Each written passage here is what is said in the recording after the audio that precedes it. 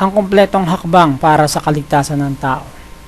Ating pag-aaralan kung paano ba maliligtas ang tao. Mahirap kasi kapag ang mga tao reliyoso, pero pagdating sa langit hindi pala tatanggapin. Kaya napakabuti na malaman natin kung paano tayo maliligtas. Unang-unang hakbang na gagawin natin ay hanapin mo muna ang tagapagligtas. Sabi po sa Aklat ng Mga Gawa 4:12, ganito ho ang sinasabi sa Aklat ng Mga Gawa 4:12. Kay Hesukristo lamang matatagpuan ang kaligtasan, sapagkat sa silong ng langit ang kanyang pangalan lamang ang ibinigay ng Diyos sa ikaliligtas ng tao. Kaya huwag kang maghanap ng tunay na reliyon, baka maligaw ka lang. Huwag ka rin maghanap o huwag mong hanapin ang mga nagpapanggap na sinugo ng Diyos. Baka iligaw ka rin ng mga yon. Madaling sabihin ng mga, ako'y sinugo ng Diyos, ako'y sinugo ng Diyos. Madaling sabihin yun Pero hindi, wala ron ang kaligtasan. Ang kaligtasan nasa ating Panginoon Kristo. Huwag kang maghahanap ng tunay na doktrina. Huwag mong hanapin ang tunay na doktrina. Baka malito ka. Kasi wala naman tunay na doktrina Ang katotohanan lamang ay ang salita ng ating Panginoon Kristo. Sapat na yon. Sunod, huwag mong hanapin ang mga taong niligtas ng Diyos. Kasi ang mga taong niligtas ng Diyos, pwede pang magkamali rin yan Kundi hanapin mo ang tagapagligtas, mas sigurado ka pa dyan. At susunod ay kay Hesukristo lamang matatagpuan ang kaligtasan.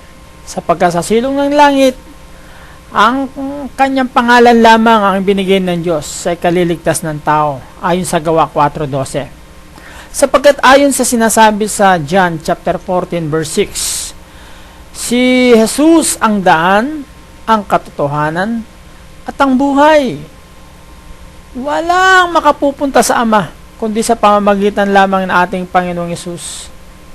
Kaya, sabi po ng ating Panginoong Kristo yan sa John chapter 14 verse 6. At kung makakausap mo ang ating Panginoong Kristo, may sasabihin siya sa iyo. Kaya nga, itong si Nicodemo, na napakatalinong tao, at maalam sa mga kautusan, ay sumangguni sa ating Panginoong Kristo kung paano siya maliligtas. Kaya ang sabi ng ating Panginoong Kristo sa kanya, ang sabi sa John chapter 3 verse 3, maliban maipanganak na muli ang isang tao, hindi niya makikita ang kaharian ng Diyos. Kaya kailangan pala ang tao, kailangan maisilang na muli. Dahil pag hindi siya naisilang na muli, hindi niya makikita ang kaharian ng Diyos, ayon sa John chapter 3 verse 3. Kaya sinabi pa ng ating Panginoon Kristo, John chapter 3 verse 7, sinabi ni Jesus, lahat ay kailangang ipanganak na muli. Sino-sino yung lahat? Di lahat ng tao, may reliyon ka, ano man reliyon mo, ikaw ay nilalang ng Diyos, tao ka, kailangan kang maipanganak na muli. Dahil ang sabi, kung hindi ka maisisilang na muli, hindi mo kailanman makikita ang kaharian ng Diyos. Yan ang sinasabi ng ating Panginoon Kristo. Kaya ang kaligtasan ay dadaan ka sa proseso ng pagkapanganak na muli. At ang pagkapanganak na muli, trabaho ng Diyos na ikaw ay maisilang na muli. At hindi ito ritual o seremonya ng tao para ikaw ay maipanganak na muli. Ang pagkapanganak na muli, ito ay trabaho ng Diyos at hindi po pwedeng ideklara ng sino mang tao na ikaw ay naipanganak na muli kung hindi ka mismo ang Panginoon ang magsisilang sa iyo. Sabi rito sa John chapter 1 verse 12, babasahin ko, ngunit ang lahat ng tumanggap at nanalig sa Kanya ay pinagkalooban niya ng karapatang maging anak ng Diyos. Sila nga'y naging anak ng Diyos, hindi dahil sa isinilang sila ayon sa kalikasan, ni sa pita ng laman o kagagawa ng tao. Ang pagiging anak nila ay buhat sa Diyos. Kaya trabaho ng Diyos na ikaw ay maisilang na muli at hindi ito ritual o seremonya ng tao. Alam mo, ang pagkapanganak na muli, ganito simple lang yan eh. Tatrabahuin ng Diyos yan sa sandaling magsisika sa lahat mong mga kasalanan. Pangalawa, kung mananampalataya ka sa ating Panginoon Kristo at tatanggapin mo si Jesus sa puso mo at tatanggihan mo na ang buhay makasalanan. Napakahalaga nun eh. Pagkatapos na matanggihan mo ang buhay makasalanan, sumunod sa Diyos.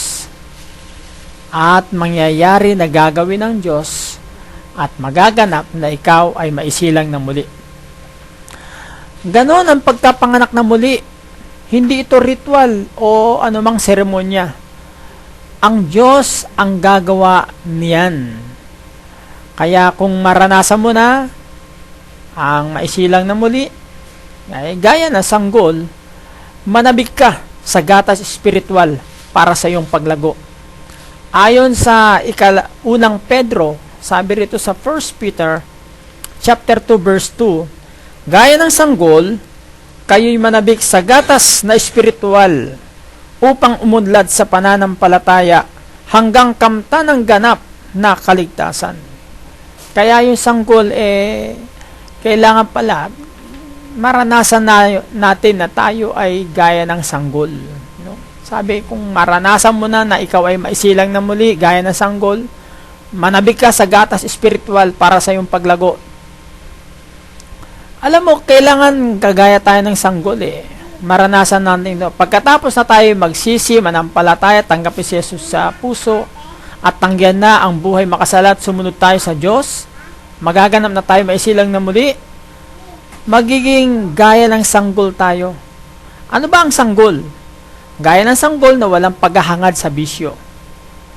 O ang sanggol ay hindi naghahangad o magkamal ng kayamanan. Ang sanggol ay hindi nagmamarunong. Tanging hinahanap niya ay ang gatas. Ayan. Ganito ba ngayon ang iyong nararamdaman? Ganito ba ang nasa puso mo na handa kang magpaturo gaya ng sanggol, handang kumain ng salita ng Diyos? Kung gayon, malamang naranasan mo na ang maisilang na muli, gaya ng sanggol. At pag ikaw ay naisilang na muli, simulan mo nang basahin ang Ebanghelyo ni Kristo na magdudulot sa iyo ng kaligtasan. Ang sabi po sa Roma 1:16, ganito ang sinasabi sa Roma 1:16. Babasahin ko at inyo namang pakinggan.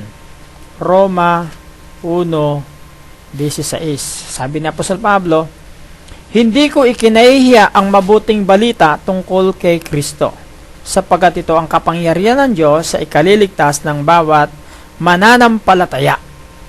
Ang kaligtasan pala, isa sa mga kaligtasan na kailangan daanan natin, yung alamin natin ang mabuting balita, at ang mabuting balita ay ang Ebanghelyo ng ating Panginoon Kristo.